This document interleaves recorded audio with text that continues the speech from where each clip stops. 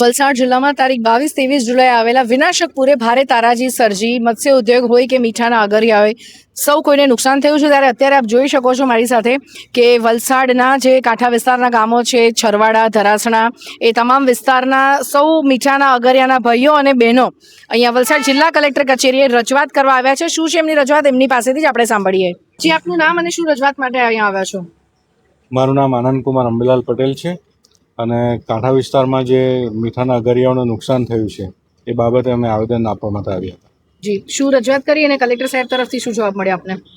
રજૂઆતમાં એવું છે કે અહીંયા આવવાનું કારણ મુખ્ય એ છે કે લોકોની જે અગરિયાઓ છે આ બહેનો અને વૃદ્ધો આવ્યા છે એમની લાગણી છે કે એમને કંઈ ને કંઈ મળે અને તેના હિસાબે જ અમે આવેદન આપવા માટે આવ્યા છે। અમને સરકારશ્રી પાસે પણ ખૂબ આશા છે અને એવું પણ છે કે સરકાર કંઈ ને કંઈ કરશે। તો કલેક્ટર શ્રી સાહેબને આવેદન આપ્યું છે એમના થકી એવું જાણવા મળ્યું છે કે હજુ સુધી ત્યાંથી કોઈ અમને સત્તા આપવામાં આવી નથી સર્ચ રિપોર્ટ માટે। તો જ્યારે સરકાર અમને કહેશે કે ત્યાં તપાસ કરો અને પછી અમે આગળ વધી શકીએ છીએ।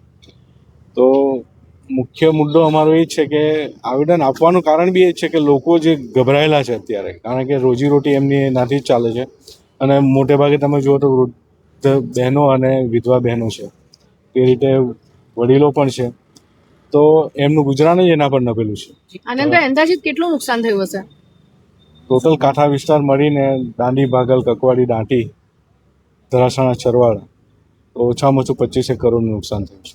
મારું નામ જયંતિલાલ છગનલાલ પટેલ, ધરાસણા આગળ તરફથી અમે આવેદનપત્ર અહીં એટલા માટે આપવા માટે આવ્યા છે કે આજે પૂર ગયું અને 20 દિવસ થઈ ગયા અને અમારા મીઠાના અગરો ટોટલી નાશ પામેલા, ધોવાઈ ગયેલા।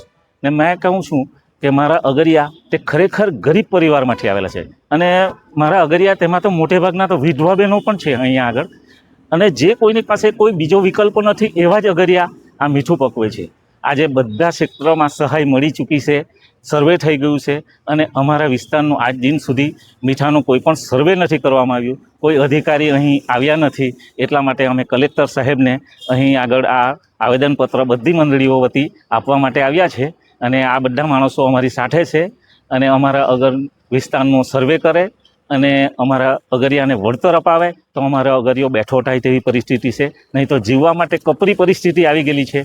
મેં ખરેખર આ એક એવું પરિવાર પણ છે, આ બહેન છે, એક એમના છોકરા પણ આ ઉંમરમાં ગુજરી ગયેલા છે, એમની પાસે બીજો કોઈ વિકલ્પ નથી અને આ બીજા બહેનો છે એમાં મોટા વિદ્વાન એવા બહેનો છે, એમની પાસે મીઠું સિવાય કોઈ પણ વિકલ્પ જ નથી। એટલે આ અગર જો બંધ થઈ જાય તો એમના માટે રોજીરોટી ક્યાંથી કમાવી તે પણ મુશ્કેલ છે અને આ જો અગર પર ખરેખર સરકાર ધ્યાન નહીં આપે તો આજે અમારું જે અંગ્રેજોના વખતથી મીઠું પકડવા આવેલા ગાંધીજીને પણ અમે આજે યાદ કરશું। ગાંધીજી જે મીઠાનો સત્યાગ્રહ કરેલો એ ગામમાંથી અમે આવેલા અને આજે મીઠાનું અહીં આગળ જે અસ્તિત્વ નહીં રહે એવી પરિસ્થિતિ ઊભી થયેલી છે। એ માટે અમે સાહેબને વિનંતી કરવા માટે આવ્યા છે। ધન્યવાદ।